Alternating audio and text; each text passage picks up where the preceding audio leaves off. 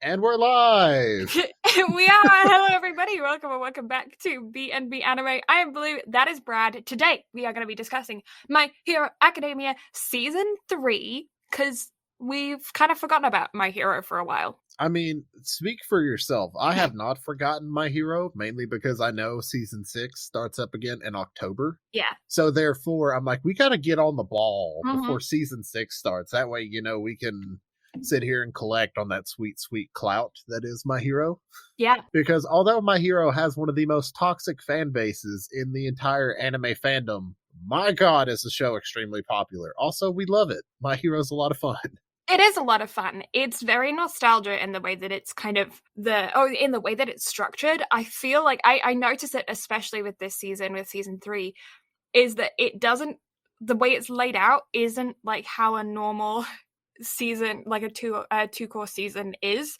Like if you compare the structure of the season to the structure of like ReZero, they're totally different, because this feels like more like a fairy tale or a Prince of Tennis or something. Yeah, I mean, but this is a true shonen. Yeah. And it's like a battle shonen. So it's not like ReZero, even though I think ReZero is a shonen, technically. Yeah. Mm-hmm. It's psychological horror. So it's like getting back to true like shonen, but with not nearly as much filler, because it's much better than say Dragon Ball and stuff like that, in that it continues to build the story and it doesn't really push some stuff back. Yeah. Now granted, there is some bullshit cliffhangers in there. Like if we weren't binging this, that would be very apparent of the bullshit cliffhangers. Yeah.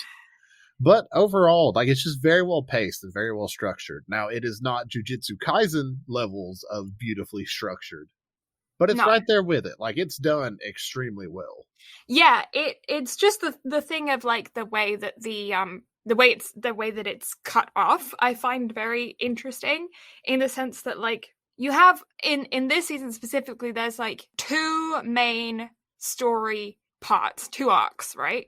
And then the last like 5 episodes is the foundation, the structure, and the walls of the next season. But it feels, it's like it cuts off. Like normally you would just get foundation laid for next season, but this time it's also like foundation, structure, and walls. You just need to furnish next season. Like pretty much. Although it doesn't build it too awful much. No. Like in my mind, I had it like how you just said it, in that it like builds a lot more foundation for Season 4. Yeah. But at the same time, I'm like, this doesn't build it as much as I thought it did. Like it introduces a lot of characters. However, if anything, I would say this is more set up for Season 5 than anything. Mm-hmm. But was this your first time seeing Season 3? I can't remember how much of My Hero you've actually seen. So this is the second time I've watched Season 3, and I did something I have never, ever done before on this podcast. Did you watch through Season 4 as well? No, I watched it dubbed. Good for you. Right? Because the My Hero dub is amazing. Yeah, so I've always known that you've liked it because of the common voice actors from Dragon Ball. Uh-huh. But I never watched the dubbed before. But because I was working on my bookmarks and stuff at the same time, and I'd already seen it, I was like, I feel like I can watch the dub, and, I'm not watching it for the first time, right? So I went and I watched the dubbed, and it wasn't bad. I will say that it was more cheesy, I feel like, dubbed. And I think that's just because of the nuances that you get when watching something in your native language. So, those, and like, I guess like there are moments where it was like, I'm doing this because of my feelings, and all of, you have those moments, like the speeches, and they just come across kind of like cheesy. No, the show itself is cheesy because it's like very stereotypical comic book-esque. So to me, I don't see it as, whether it's sub or dubbed, like I see it as cheesy. Yeah. I don't think there's any real difference between the two. Like I think both get across the point. Yeah, they do. In the same cheesy way. Now, I get how you would think it's not as cheesy whenever you're listening to it in a different language. Yeah. But to me, I'm still like, this is all just It is This is all all cheap. like slightly cringe. But that's the thing, it is all slightly cringe. And I did get that in the sub as well, but I feel like you can kind of forgive more of the intense emotion well, like that people are feeling when it's not like I don't know. Maybe I feel like I don't know. It feels more dramatized in English, and I'm not sure why. Let us know if you've seen both the subbed and the dubbed. Which one you felt was more dramatic, and which one you felt was more cheesy, or if you felt that they were kind of the same emotionally. Because I definitely felt the cheese and a little bit more cringe come out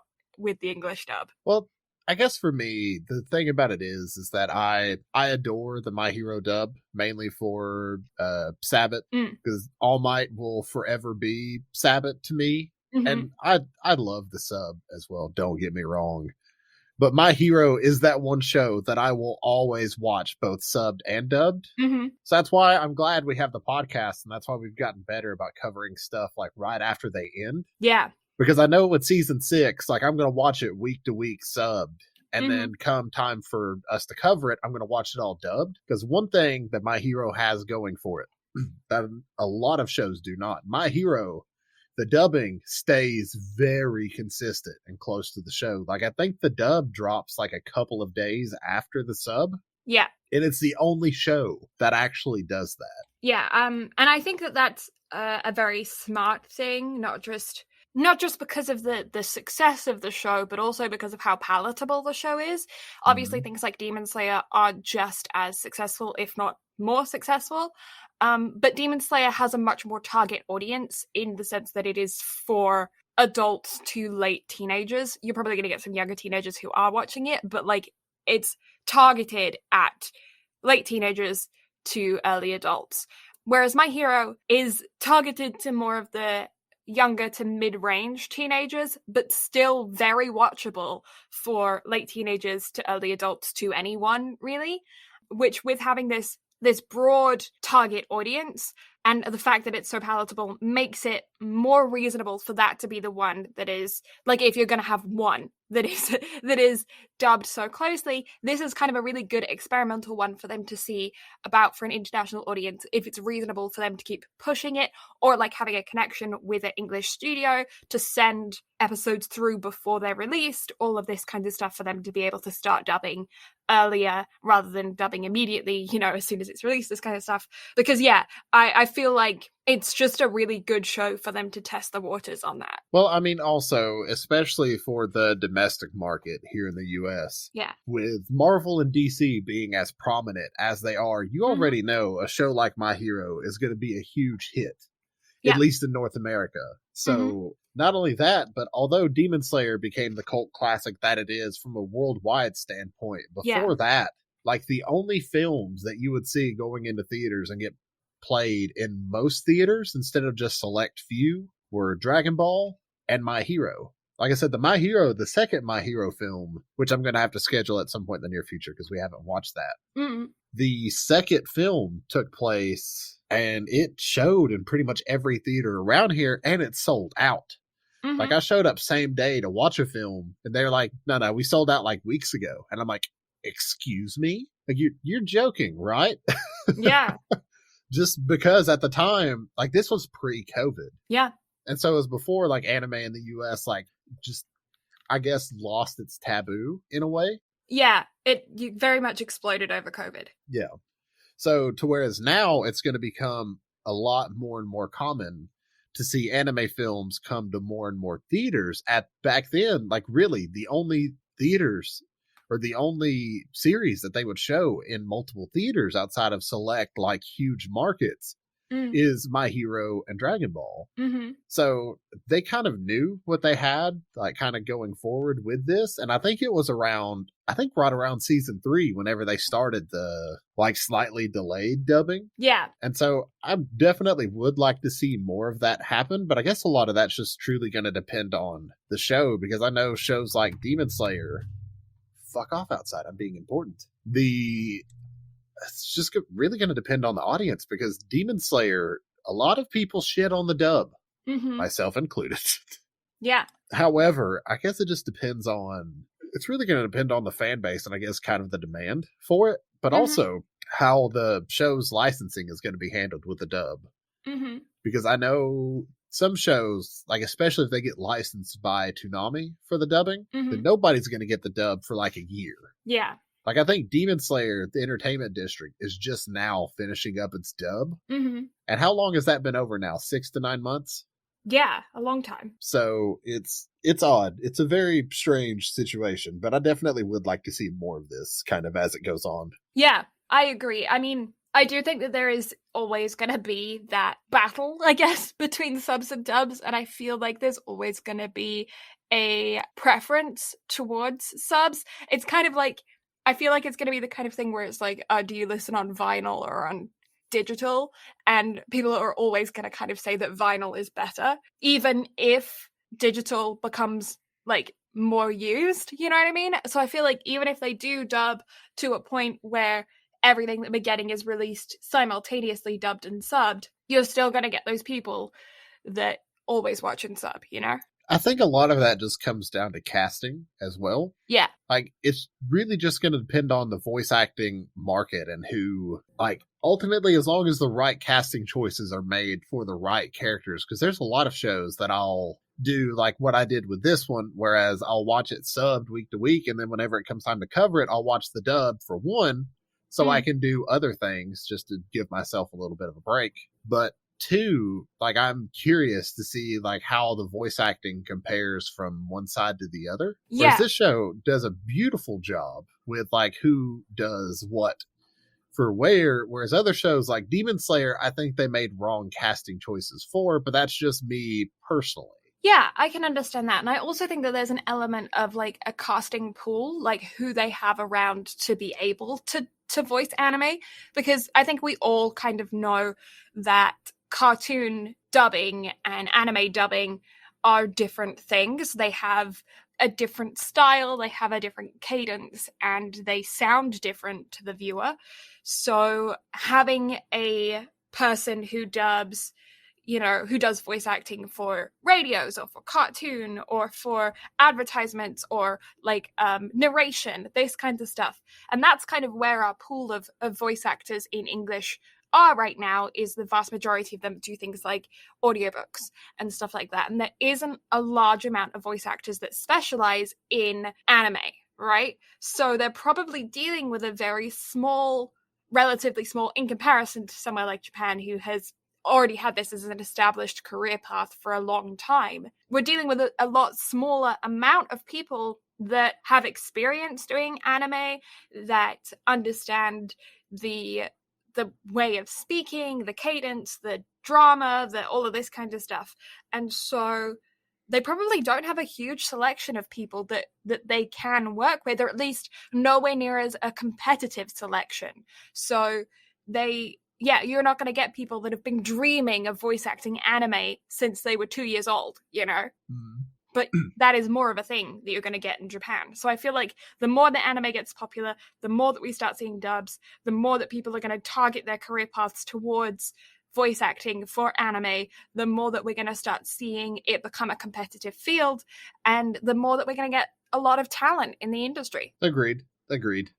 And also the more that casting directors are going to know what to look for. Yeah, because again, people are definitely going to have their own unique style that they kind of bring to the booth.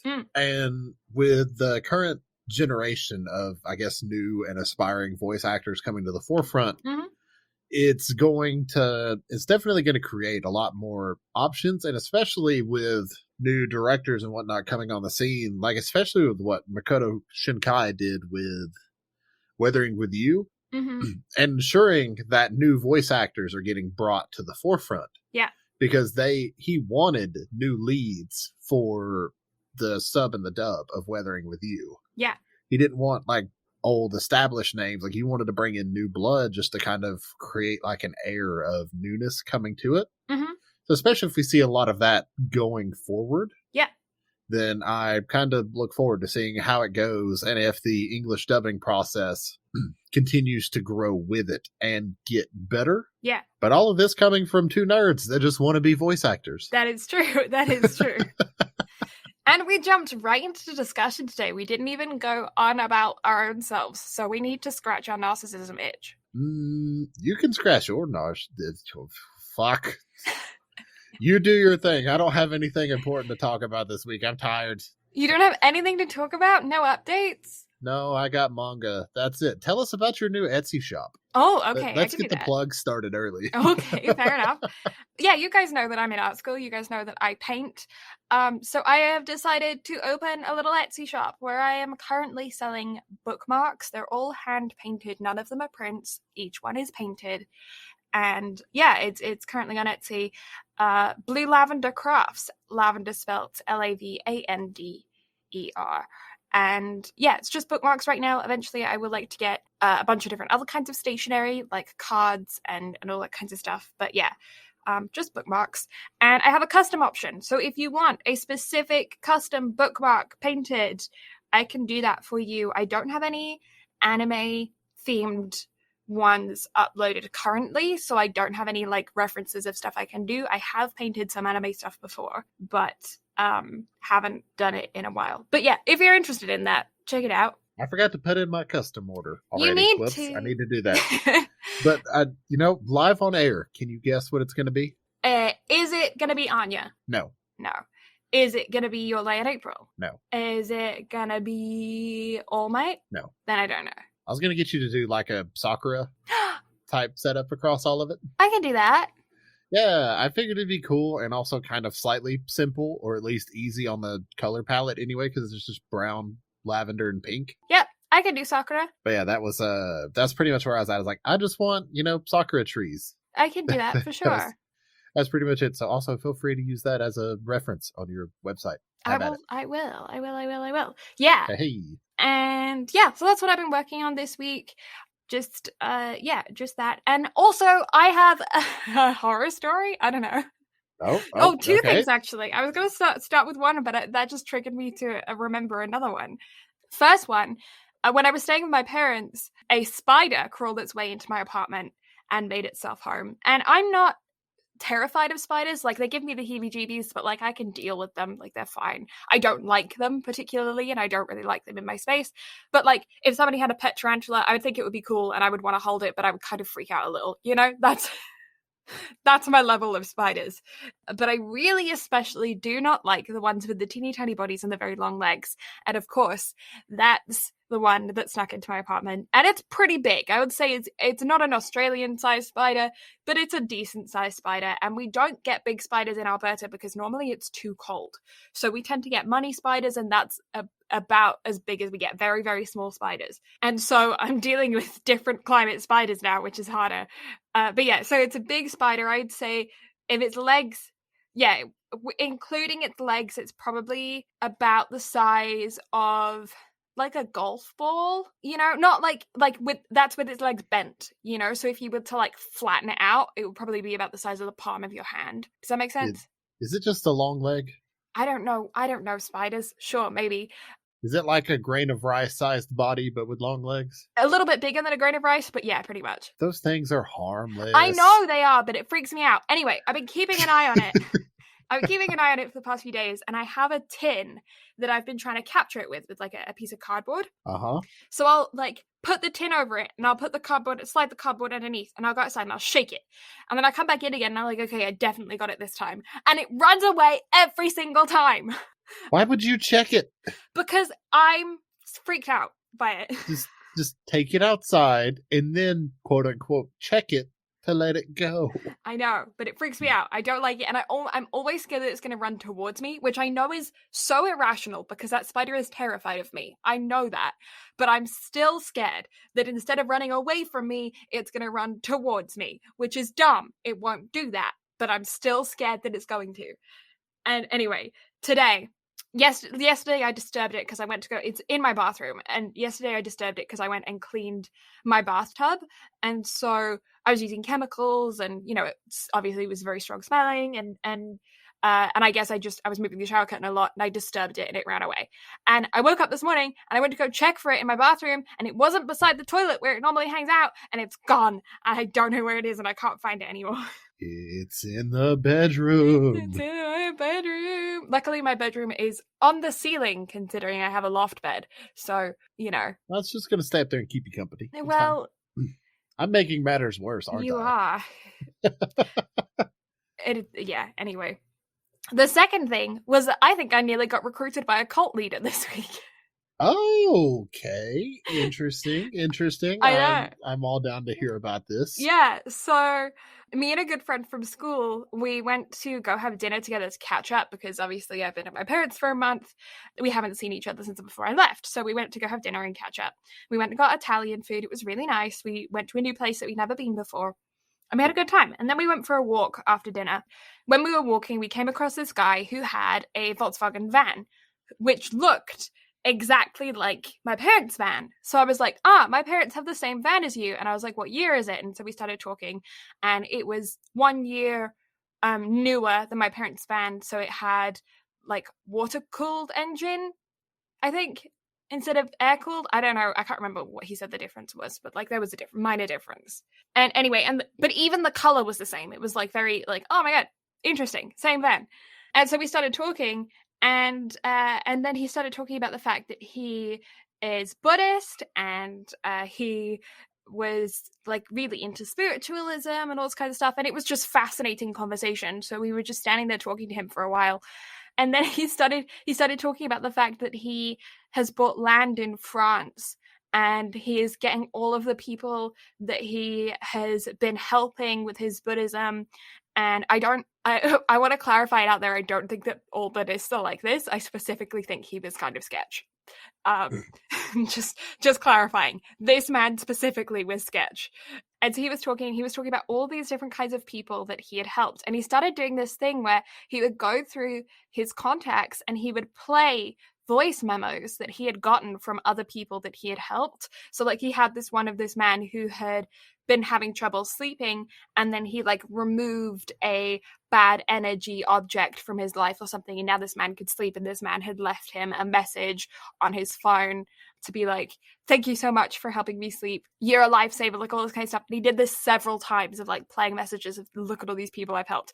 And we could not get a word in edgewise. I'm a very chatty person. I interrupt people. I know I do. I try not to, but I do it anyways. I'm a very talkative kind of person. I could not get a word in edgewise. We were trying to leave for so long. We were trying to get out, but he would not stop talking. And so we're doing that awkward thing and we're like, but I have to, but can I need to, and we just couldn't. Not a word. Could not say a word. And so we're standing there awkwardly listening to him talking, and he's explaining more and more and more. And the conversation was fascinating. What he was talking about was very fascinating. So different from anything that I like know about in my life. He was talking about all of the places he'd traveled to, everywhere he's been, or like the fact that his family line is the last line to have all of this Buddhist like writings and stuff, and this stuff that he lives by, and this script and everything. And it was very fascinating conversation that he just would not stop talking. And then so he starts talking about this land that he's bought in France, and how he's going to gather everyone that he has helped and bring them to this place in France and have all of these life lesson teachings and happen in this area of France. And I'm just, alarm bells are going off in my head. I'm like, he's gonna build a compound. Like, this is a cult leader. Like, this is, and he's talking about how all of these people like worship him and all this kinds of stuff. And then he's going, but I never do this for money. I never do this for money. This is something that I do to help people because of karma, because of you know, good goes back and forth. You put out good, you get good back, all this kind of stuff. And then I was like, oh, so how are you funding this place in France? And he's like, I'm a landlord. and anyway, so he's talking about all these people. He's still playing all these audio messages. And then he's talking about his girlfriend. He's got a girlfriend. And he was talking about how him and his girlfriend got together. And he's like 50 something. And he says, my 28-year-old girlfriend that I've been together with for 8 years, meaning that he was like 42, 43 with a 20-year-old who I don't know, like I'm fine with age gap relationships, but the circumstances around that relationship plus the age gap was very sketch. And it was like, she had all of these like anxieties and depression and everything before she met me, and then I taught her how to meditate, and now she's fine. What the hell? It was so It was so scary. And he was saying, because my friend, she has OCD. So he was talking to her and he was like, if you meditate, it'll cure your OCD. And I was like, you better not tell me to meditate to cure my ADHD, because I promise you, I do not have the concentration span to do that. How do one meditate? Plus hyperactive. Yes, that works. Anyway, it was the most sketch situation. So eventually I just was like, I'm sorry, but my friend has to work early in the morning, which she did. That was true. My friend has to work early in the morning. We need to leave. And so I was like, I just eventually just stood up and I was like, no, I'm gonna stop you talking right now. Like, shush. And so I had to end up being quite rude in the end to get us out, because yeah, he was just not letting us go. But I was like, I completely understand if he truly is a cult leader, which I very strongly suspect that he is, or about to be. I completely understand how people get wrapped into that, because the things that he was talking about sounded so magical. Like, I can get rid of all of your life problems by just meditating and following this one script that only my family has, and I'm the last person to be able to read this mystical writing. Follow me and to my compound in France. I'll take you to travel all over the world, like all this kinds of stuff. And then he wouldn't stop talking. And so you can't rebut anything he's saying. You can't have there's no conversation there. It's a lecture, you know? So I don't like people like that. Yeah. So if you disagree with anything he's saying, you forget what it was that you disagreed with, because he's already on to the next subject by the time you formulated your thought. Look here, all you poor peasants, I'm going to start a cult called the Cult of Weeb. But yeah, anyway, we got out and he gave us his Instagram handle, but we didn't follow him. So, but like, yeah, please be aware that there are people out there who are cult leaders. Don't drink the Kool-Aid. Don't drink the Kool-Aid. And funnily enough, I watched a documentary about cult leaders a little while ago, and one thing that they said on there was, if you think that you would never be brought into a cult, that is when you are most likely to be brought into a cult, because you are so confident in your own thinking that you ignore it because of your pride, you know? I mean, okay, I will flat out state here that I will never be recruited into a cult. And you're right, my pride is so much so to the fact that no cult will ever recruit me. I think it's one of those things of, are you antisocial enough to never be recruited? Because if you are, good on you. So are we. I mean, I'm also antisocial enough to not be recruited. You're just never going to meet a cult leader because you don't leave your room. Like, that's fine.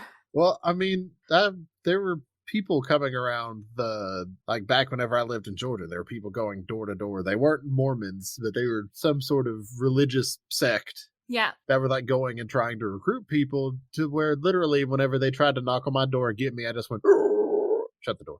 Yeah. That's just me though. You do you. Like, but if you can, freak out the people right back. My brother always calls to sacrifice a goat whenever that happens. He goes, "Oh, you're just in time for the goat sacrifice." Open the door looking just covered in ketchup and just being like, "Oh, you're just in time." Just in time. Yeah, my uncle, he invites them in and sits them down and just debates with them until they leave. He loves it. He thinks it's the most entertaining thing. One could also, whenever they knock on your door, just knock back.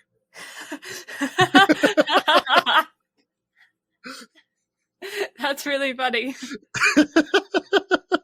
Somebody's gonna try that. If that happens to you, try it. Knock back and see what happens. Yeah, let us know in the comments or DMs or somewhere, because I want to know the outcome of this situation. But anyway, those are things that happened to me this week. So shall we get into the nitty gritty of why we came here this week then? Yes, because we have a lot to talk about. It's a long season. Yep, long season, lot to talk about, short amount of time. Yes. Because I overcommitted to shit this week. I'm sorry. Yeah. Big whoops. All right. So, I got background here somewhere. Studio Bones, obviously. Mm-hmm. Behind this one, we got a new director. We got Tomo Okubo for season 3. 25 episodes began airing April 7th of 2018 through September 29th of 2018 for a total of 25 episodes. Yes. It's a shonen, obviously, running through The Weekly Shonen Jump, the manga, has a grand total of 34 volumes to date and slowly growing. Yeah, and for me, I have it being a PG-13, which is consistent with everything else, with the rest of the series. And on my anime list, it is an 8.09 out of 10. On Anime Planet, it is a 4.38 out of 5, or an 8.76 out of 10. And it has a drop rate of 0.76%, which is very good. But also, please consider that it is a third season, and therefore the drop rate is going to be lower than any first season because of the fact that it's already eliminated the people that just aren't into superheroes. It's already eliminated the people that don't like the characters, all that kind of stuff.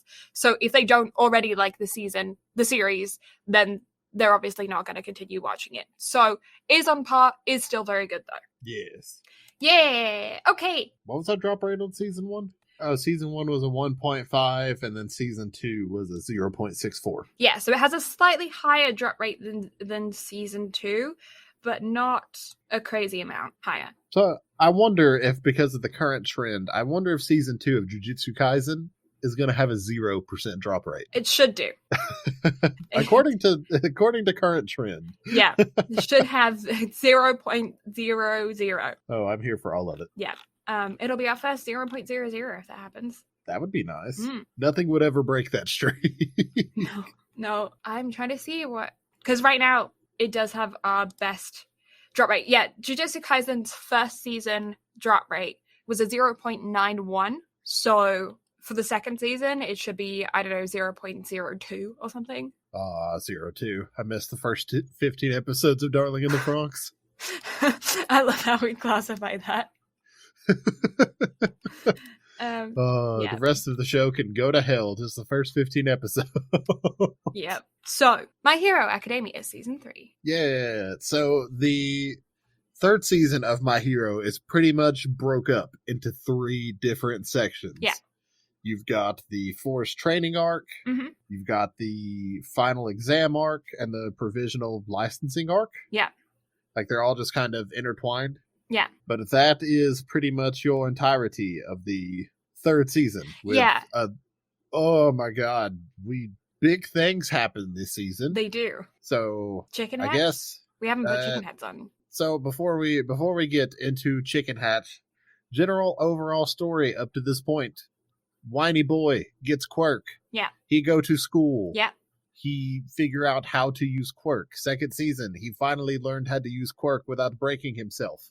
Mostly, yeah. Kind of. Sports festival, he still broke himself.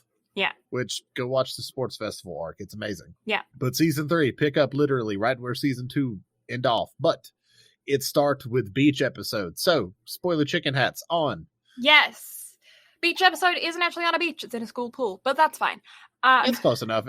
Every show needs a beach episode or a pool episode or some sort of shit. The only thing this was missing was fireworks. And actual bikinis, because the girls were in their school uniforms. Yep. Although we did get them in imagination bikinis, but we didn't get actualization bikinis. Nope. But yes, so this starts off with them being on, is it summer break? Yes. Yeah. So they're on summer break, and then the reason why they then end up going to the forest for the training arc is because they are trying to increase these guys, speed them up, get them good, healthy, and superhero-y way faster because of the fact that they're trying to rush them through school, basically. But in a shonen, does any training camp arc ever go correctly? No, it doesn't. And it doesn't even in a sports anime either. Nope. So, what happens? And why does this training arc go batshit sideways? Oh, I don't know. Maybe because there are villains. This is the first part of the story where you start to get inklings that there is a traitor amongst the mists somewhere at UA. Yes. And mainly the reason why now is because the training arc, or the location for the forced training camp, was only known by a group of superheroes called the Pussycats. Mm-hmm. And Aizawa, the principal, and then subsequently the students, but the students didn't find out until after the fact. Yes, yeah. So it was kept between faculty at the school and then a very small group of people. And obviously it wouldn't have been the Pussycats because they themselves were in danger during the big kerfuffle, shall we call it. So yeah, main plot line of the training arc is bunch of kids in a forest, bunch of villains trying to kidnap Bakugo. However, at the same time, we also have a side story of Kota, who is an orphan boy who hates heroes because his parents were heroes and they were killed in a villain attack, and he feels like they abandoned him to go help other people when they should have just been parents, which is very reasonable, understandable feelings for a young boy, for anyone to have while grieving, all that kind of stuff. So then there's that side story of him and Midoriya trying to work shit out between them, and then obviously also Bakugo getting kidnapped. Yeah. This is where also Midoriya does the thing of, I'm going to use it at 100%. No, 100% didn't work. I'm going to use it at 1,000,000%. Which... And I watched this whenever this was airing week to week. The moment I saw that, I got so fucking hyped. That was so good. It's a real, it's over 9,000 kind of moment. It really was, but my God, it's so hype. Yeah. It's so hype. Yeah. Like, I remember the first time I watched that, like, I popped over it. I was like, yes! Yes. Yeah.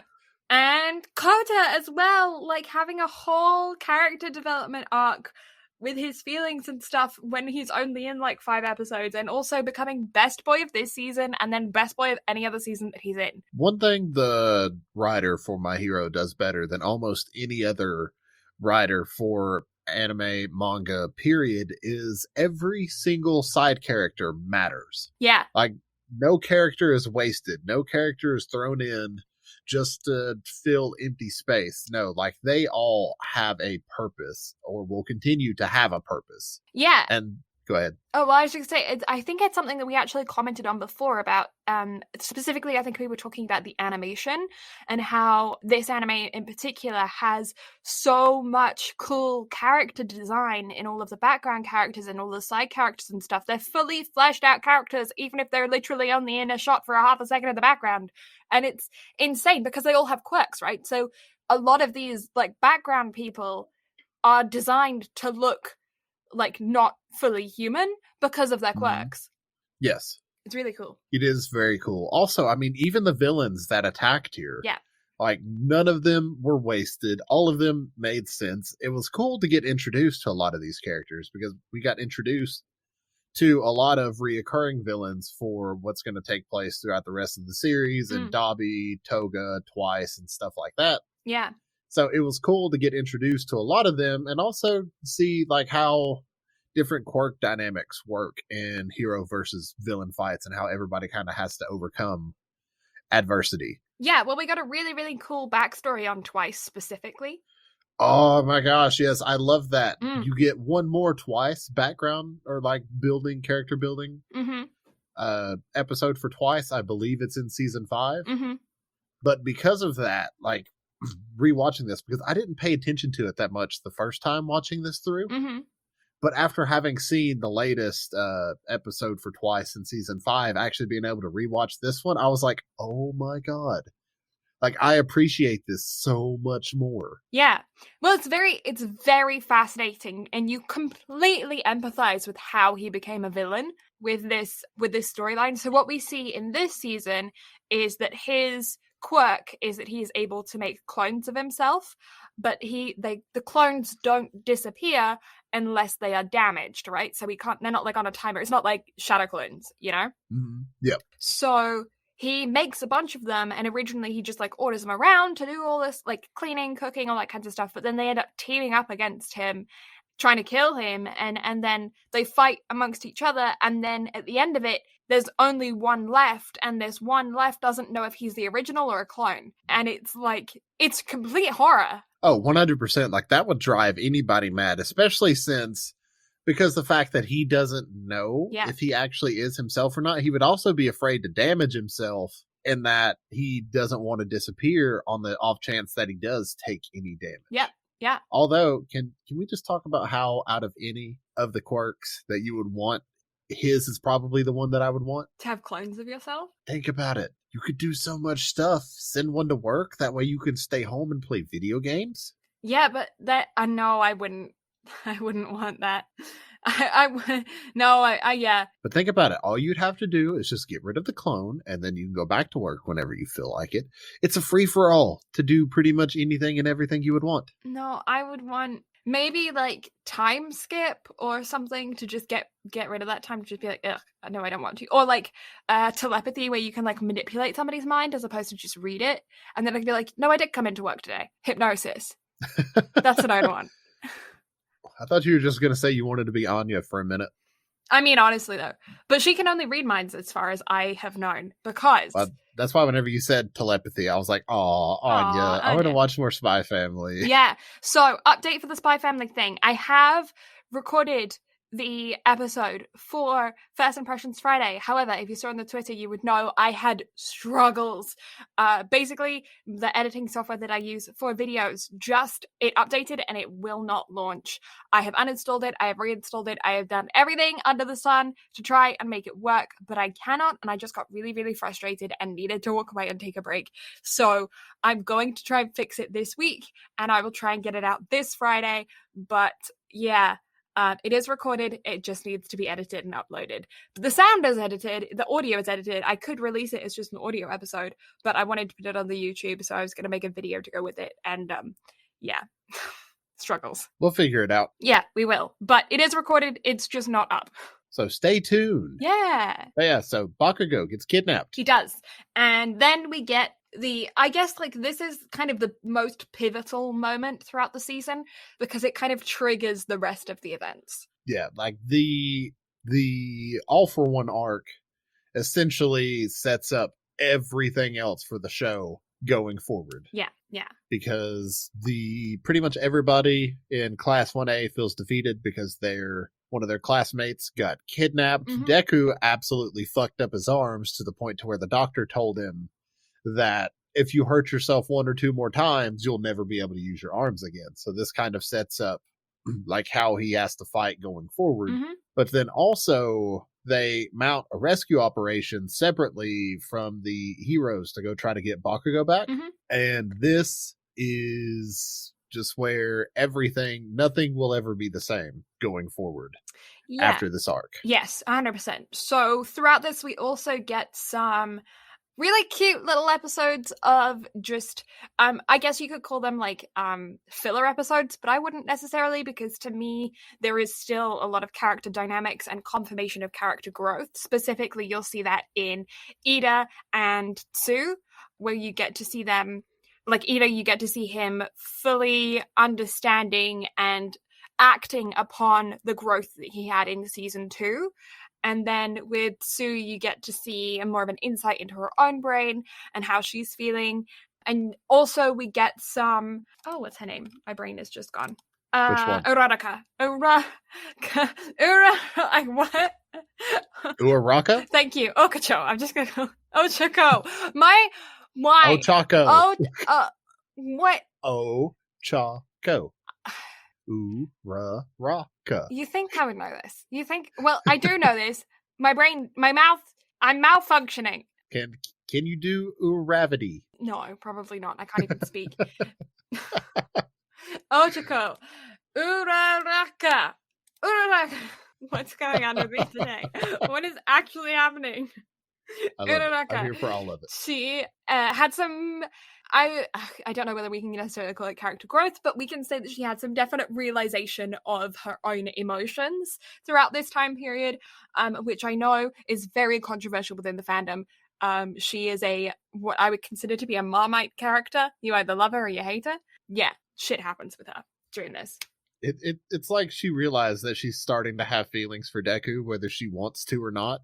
Yeah, and I think it's kind of cute. I think that there is definitely a puppy love element to it, but I think that's very much an adult perspective looking on a teenage romance. You know, it feels very sweet and innocent. But I can absolutely understand how if you ship Deku with like anybody else, then that is not fun. And I can also understand how he is very shippable with other characters, because the enemies to lovers trope that he has with like everybody is very popular in romance stories and in shipping culture. Like the Drarry fan fiction and stuff that was like huge back in the Harry Potter days. I remember that being everywhere. It was not my shtick, but I remember it being all over the place. Also, throwback to anyone who was around and read Harry Potter fan fiction way back in the day. But does anybody remember Drapple, Draco, and the Apple? That was like joked about for the longest time on like Tumblr and stuff, like back in 2012. What the hell like, you say? Okay, so you know in Harry Potter and the Half-Blood Prince, Draco is trying to get he's in the room of requirements, so he's trying to get the cabinet. Is it just a cabinet of curiosities? I can't remember what it is, but like the teleportation cabinet to work so that he can get the Death Eaters into Hogwarts, right? Uh-huh. So he's trying to fix the cabinet, and so he's putting like apples in and the bird in.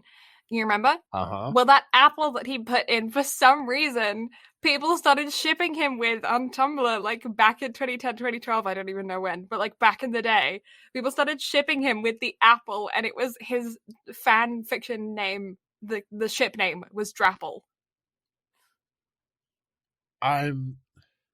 What kind of boomer shit? Honestly, it was hilarious. It was a great time to be on the internet. No, I disagree. It was so funny. It was so funny. I'm so glad I stayed away from that side of Tumblr. No. I think that was probably teenage girl Tumblr. That was for the girls and the gays, but it was a good time. Yeah. Anyways, so if you ship Deku with pretty much anybody else, then this is like horror, but I think it's very cute. I think it's very puppy love. I enjoy it. And it's very one-sided because Deku is just all about power. Like, he doesn't give a shit about anything else. He's just like superhero all might. I love. Yeah, I mean, but really the only person he just really gets squirmy with is Uraraka, though. That's no, yes and no. He does get blushy with any girl. He's very overwhelmed with feminine energy. But Uraraka specifically, it's like over the top to where like there's some like Deku doesn't have nearly as much feelings, but that's, again, it's like you said, he's too focused on being the next All Might. Yeah. But it's definitely much, much worse with Uraraka than anyone else. Yeah, I say that's fair.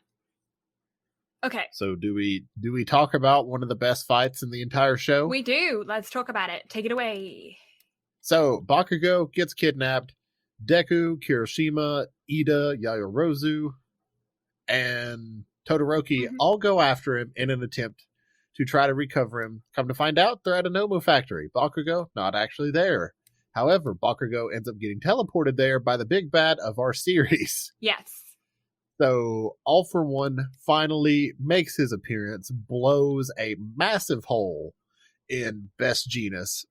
Still not sure whether he's alive or not. I can't remember. Yes. But Homeboy got fucked up. He did. Mount Lady got fucked up. Yeah.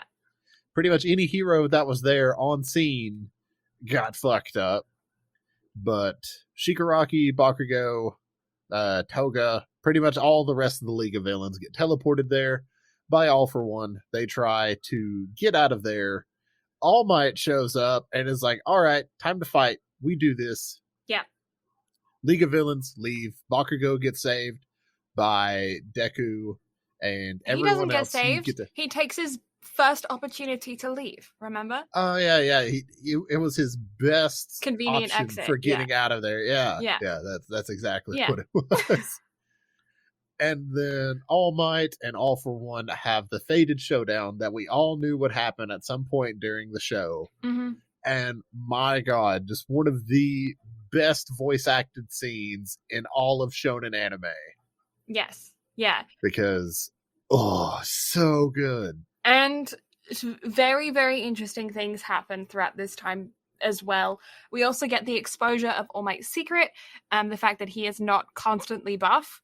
We get crowd response to that. All throughout this time, we've had a very interesting and quite topical conversation on media. How media represents heroes, how the media has been turning the tide and manipulating the public into thinking that heroes are all bad, all those kinds of stuff. And then, and because specifically around the Academy, UA, like what's been going on with them. They also move into the dorms at this time. We didn't actually mention that, but they have moved into the dorms. And like the bad reputation and everything has been kind of destroying heroes in general. And so the public is looking at this as heroes are bad, except for All Might. All Might is amazing. He's the only one that does anything. He's the only good hero. And then they're seeing All Might isn't who he says he is, in the sense that like he has this secret that he's like not like always buff. And then we also then get to see the result of the big fight and the way that that changes the tide, and then the fact eventually that All Might does retire. But also, United States of Smash. Yes. Yeah. Quite literally the biggest smash ever seen in the My Hero verse to this point. Mm-hmm. And you just get to watch the big bad of the whole series get absolutely fucked up. Yeah. Although slightly disappointed he didn't die. Yeah. I don't know. I mean, ugh. But, you know. Just because I felt like at that point, like whenever All Might's like, all right, I'm actually going to put you to bed. Yeah. And then he didn't. And I'm like, fuck, man. Yeah. But also during this time, he then points at the camera and he says, it's your turn now. And the public took that as villains, but Deku obviously understood that that meant it's time for him to step up. Which takes us to the next arc. Which is the provisional licensing exam arc. Yeah, so basically the same thing as earlier in the sense that they have to step up their game and get shit faster because now their hero of their pillar of truth, I can't remember what it is, the symbol of peace. Thank you. Essentially, All Might is retired, so now crime rates are spiking all over the map. So they want to get as many heroes on the streets as possible, although without changing the provisional licensing exam too much. However, they changed it from it being like an individual exam to where they actually focus on teamwork and rescuing and stuff like that for this go around. Mm-hmm. But also a lot of balls. Yeah. I know what I said. Yep. And this is where we just get some interesting new characters. We get new schools. We learn about the quite a few new like up and coming heroes, and we also do see a very slight return of villains throughout this arc, but it is way more subtle in the sense that most of this is just about the teenagers doing teenager shit. Yeah, the biggest introduction that you get in this is the introduction of Overhaul, which is the big bad for season 4. Mm-hmm. But we'll get to that whenever we cover it, because for right now, everybody passes but Bakugo and Todoroki. Yes, yeah. So there's 2 rounds to this provisional test, and the first round is just collecting the balls and turning the lights on. Tagging people with the balls. Yeah, that's it. And then the second round is an actual simulated rescue mission, which Todoroki kind of gets wrapped up with another student from a different school who's obsessed with Endeavor, his father, and that brings back memories for Todoroki, and he's still not quite over it, which is very reasonable. And another reason why I really like Todoroki as a character, because real people don't get over shit in one go, you know? No, and Todoroki is a really good example of that, but also the rest of the Endeavor family that we'll get introduced to later. Yeah. Shit is going to be very, very interesting. Honestly, I can't wait to hear your thoughts on stuff like that whenever we actually get to it. Yeah. Because there's some stuff that I've had spoiled for me to where I'm just like, fuck, that's deep. Yeah. All right. Mm-hmm. Yeah. So it's a very intense situation. His home life is very intense. And yeah, so the fact that this is still going to be a thing for him, I feel like, honestly, this Todoroki's home life being a thing, I could see that affecting him throughout the rest of the entire show. Like, I could see this being into, like, I don't know, season 12 or whatever, and it's still affecting Todoroki. And I feel like that's very realistic, and I wouldn't get bored of that being part of his character, because it's very reasonable for somebody who had such an intense childhood to still have issues with it as an adult, you know? So Well, fear not, because it continues through season 5. Yes. Yeah, so I don't know. I feel like those are the kinds of things that I really like about a character. And it reminds me of in freaking Avatar The Last Airbender, Prince Zuko.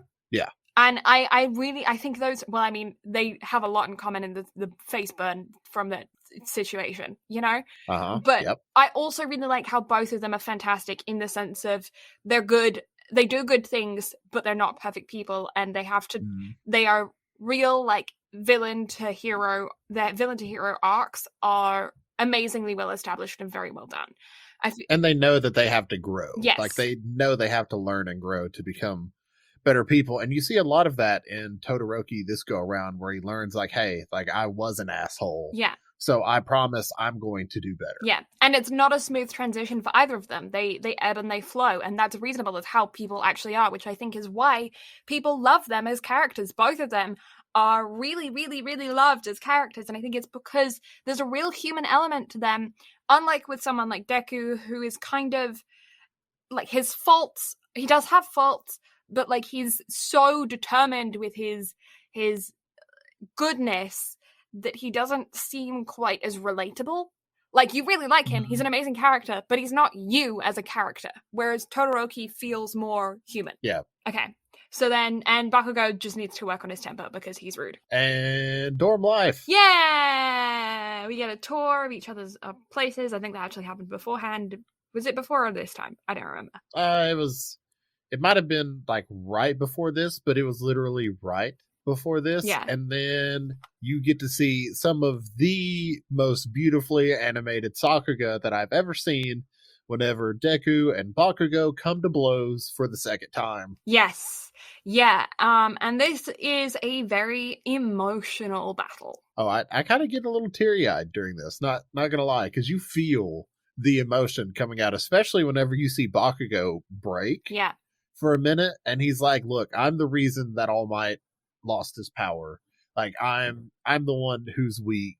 But he also blames Deku for a lot of it, because it's like, you obviously got your power from All Might. Yeah. So what did you do that I haven't done? And it's a huge character moment. And it's at that point where Deku's like, fuck it, he needs to get it out. All right, I'll actually fight you.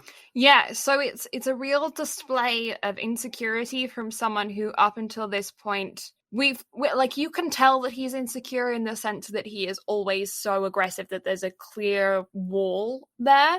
But I also feel like it's the kind of thing where if you're not an adult, you could just not like him. You know, like, if you don't have that life experience to be like, you know, I can tell that he's doing that to protect himself, then up until this point, you could genuinely feel like he's just an asshole, you know? Yeah, it's one of those things to where I agree. If you're not an adult, so you don't like understand like the inner workings of emotions, and especially the subtle things, to where even up to this point, you can tell Bakugo isn't all that bad. No. He's just kind of overcompensating for his lack of, I guess, like sociability. Yeah.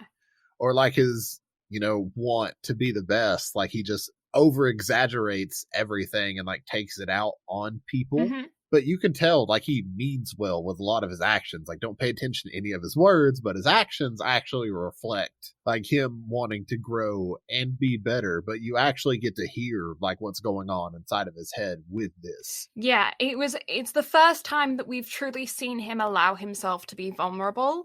Unfortunately, it took up until this point for that to happen. It wasn't him. I think that's why it's so emotional, is because it wasn't him offering his emotions. It was him becoming so overwhelmed, his emotions exploded. Yep. Which is obviously not what we want to see, but it is for the fact that it's juicy content. But like, I mean, it's growth in a way. Mm-hmm. At the end of the day, is all that we care about as entertainment consumers is growth. Yeah. Because growth, at least for me, is the most important development that any character can have in any form of media. Because it just makes you care more about that person. So getting that growth here and actually seeing that side of Bakugo, it gives you a deeper appreciation of his character. And going forward, it continues to grow the dynamic a little bit. Yeah, well, All Might says here that they've become true rivals at this point, and I do feel like that is true. This is kind of the establishing factor, because between the first two seasons, Bakugo is kind of the initial rival, and then you get other temporary rivals in, and then you get Todoroki as another stable rival, and then this is kind of like reaffirming, no, Bakugo is the rival. And like Todoroki is definitely there. He is a rival, but he's also dealing with his own shit so much that he's not in with these guys. He's kind of alongside them. Whereas these two are completely opposite each other. And it kind of, because going after this, you get introduced to the current big three of UA. Yeah. But the conversation that we currently have kind of brings me to the point of, like, you can 100% tell without a shadow of a doubt, like, once Mirio, Sun Eater, and the chick whose name I can't remember, they graduate at the end of this year. Yeah. Like, you 100% can tell that Deku, Bakugo, and Todoroki are all going to be the big three, because that's like the three main focal points of the show, and that's obviously the three who get the most growth out of it. Mm-hmm.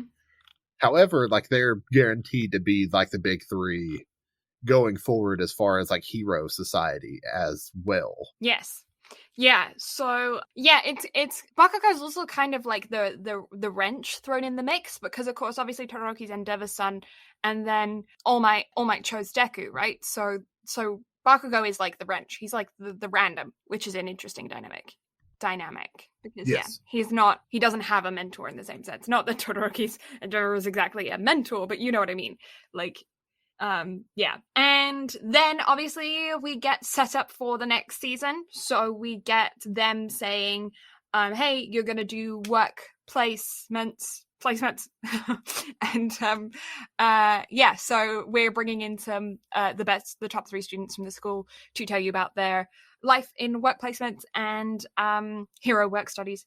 We get a introduction to the number 1 kid in the school, and that whole situation is very interesting with him in the next season. But is it the next season or season 5? I can't remember. But we also learn more about how quirks, like, it's just reaffirmed that quirks are what you make of them. And it was a very like inspiring moment for Deku and the rest of the classmates to work harder on their own quirks. We also get them making their first special moves. Is it called special moves? I can't remember. Yes, or their ultimate moves. Ultimate moves are established during this. And we also get reintroduced to What's-Her-Face, who makes all of the gadgets. Oh, yeah, I can't remember name, but it's the pink-haired girl with the goggles that likes to give people the wrong shit that they don't need. Yes, yeah. And she is one of those characters that I think she's kind of like an Edna mode, you know, like you can't have a superhero without one of these guys who works on the back end. Yeah. No capes. No capes. Although I adore the fact that we got introduced to the big 3 here, because they play a pivotal part in season 4. Yes. But also, Mirio is just a fabulous character. Like, I love that dude to no end. Mm-hmm. So actually getting to get introduced to him, yes, or reintroduced rather, for those of us that have already seen it, it was great. Yeah. It was fun. Tintin. Dude's a hilarious character. Also, did I ever send you the Old Spice meme for Mirio? No. So you can cut out this bit if you want, but I want you to just watch that really quick. It's like 40 seconds, and I want to hear you die of laughter. So to those that don't know, you can search this on YouTube. Right now, just look up Old Spice, My Hero, Mirio, and you get to watch Mirio become an Old Spice commercial.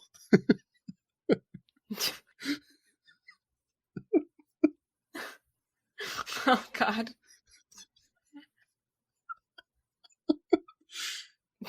Oh, God. The friggin' pecs.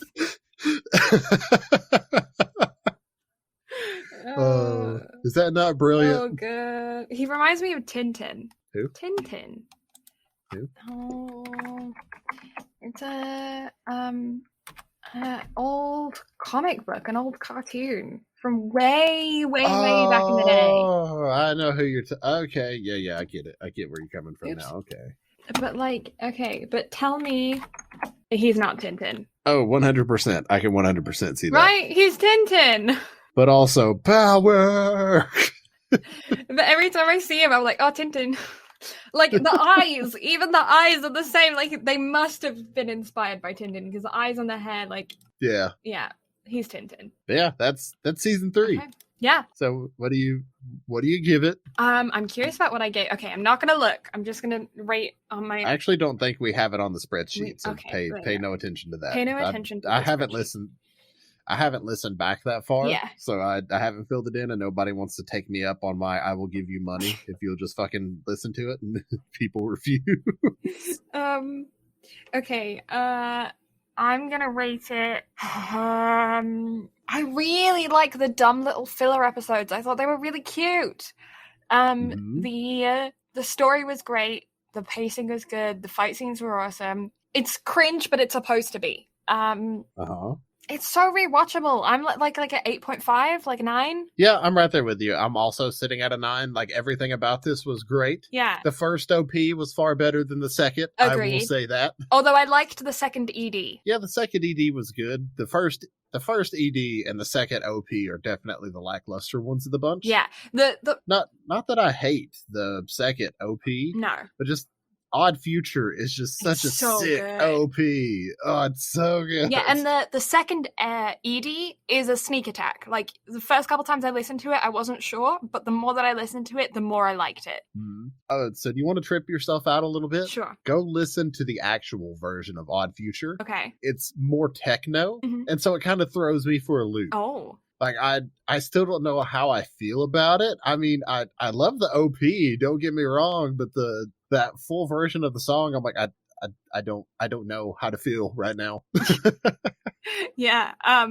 Yeah, okay, I will. I'll have to listen to that. The first ED, throws me off because the first, like, line or 2 lines, I think it's like, the first, like, couple bars, sounds like a real tongue twister to me. like I'm listening to it and I'm like, how did the singer say that?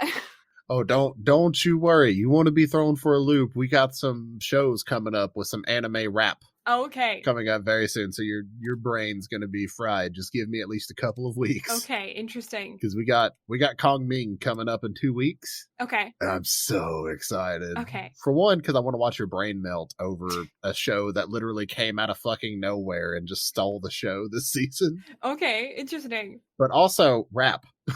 Okay. I'm excited for that then. But yeah. Overall, that's the first time I think you and I have just sat down and agreed on a rating in a long time. It is. It really is. So yeah, solid 9s across the board. Is this as far as you've made it in My Hero, or have you seen through season 4? I have seen through season 4. Oh, okay. Yeah. Okay. Sick. Yeah. We're gonna have to get on the ball with finishing all of this up because the third My Hero film releases August 23rd, so a couple days after my birthday. Ooh. And we're obviously going to have to cover that then, or recover it rather, because I covered it the day that I watched it in theaters. So we're going to have to get caught up because that literally, the last episode of season 5 sets up the film. Ooh, okay. So we have, we got to get caught up between now and then. So okay. I realized I told the people that we would be covering nothing but brand new shit for the summer season, but I lied because My Hero is very important. Yes. Yeah. Don't worry though, the rest of it will be brand new. Oh, don't you worry. I'm still watching so much good shit, although some other shit has actually turned out to be shit. Oh, okay. But we'll get into that because the Rising of the Disappointment Hero that's going to be an episode. Okay. That's definitely going to be an episode. Okay. Oh my god. Good. Anyway, that everything? That's everything. All right. So, you got new things to plug, so go ahead. I do, yeah. So if you want to find my page on Etsy, then you can go to etsy.com/bluelavendercrafts. Crafts. I can speak. Lavender is spelled the same way. I always spell it LAVANDER. I also have an Instagram page for it as well, under the same Blue Lavender Crafts. Yeah, my TikTok's still my TikTok, just Blue Lavender. My regular Instagram's just Blue Lavender. That's it. Blue Lavender STM. Oh, it is Blue Lavender STM. Don't forget that. It is Blue Lavender STM, you're right. Because Blue Lavender was taken. Also, if y'all are here for chaos, then do go follow the podcast on Twitter at BnB Anime, because Blue and I are pretty much just being chaotic evil. Yes. Yeah. Nobody knows who's tweeting on the account, and sometimes we both sign off with just the letter B, so it's extra confusing, which is hilarious. So I literally got asked in the Discord the other day who was B, and I just cackled. We both are. So yeah, you can follow us there. You can also follow us on BnB Anime on Instagram, and also the YouTube. But we actually have a URL now, youtube.com/BnB Anime, because we're fancy. We are, yeah.